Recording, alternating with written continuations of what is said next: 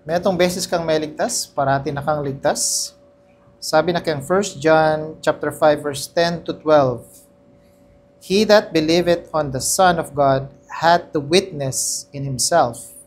He that believeth not God hath made him a liar, because he believeth not the record that God gave of his Son.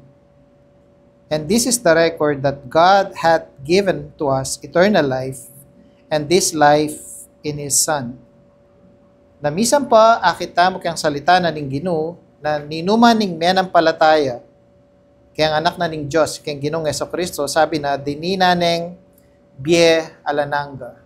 Nakitang oras na menampalataya ka, at tunay kaya ka itang bie alananga na ita, at sabi na, binye niya naman itang witness, itang patutuo, itang magpatune, na nung magbalik tamo ketang verse 6, kening talata ngay ni, ing tutukuyan ng witness, ing banal na espiritu na ning Diyos. Nasabi na keni, nung iya kami ng palataya, kaya anak na ning Diyos, ing Ginoo, panwalan mo, meg sinungaling ya. Huling iya men ng palataya, ketang record na binyen na ning Ginoo.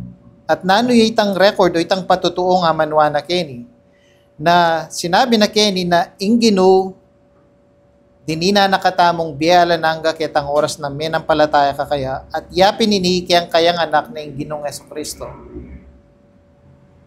Meto nga bagay na buri kung akit mo keni, nung lalawin me, ing magpatunay keni, akakit tayong Diyosik pa, akakit taya ing Diyos na banal na Espiritu, akakit tayong Diyos anak, ing Ginoong Jesucristo, na magpatutuo.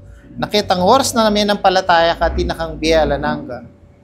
Nakaraniwan keng metong ataong eligtas, na potang ibiyeme karela ing maya pabalita na ning Ginoo, kera ka lang karela sa biyenda, ining panwalang ko, magumpisa niyang mi panganak ko, hanggang ini, ang gapotang mateko, na itang patutuo, itang patune, na sinabi na ning Ginoo, anyang menampalataya ka kaya, anyang meniwala ka, anyang megtiwala ka kayang anak, dinina na kang biyala nangga, itang katutuan, itang salita na ning Ginoo ita, ede tatanggapan, ede panwalan.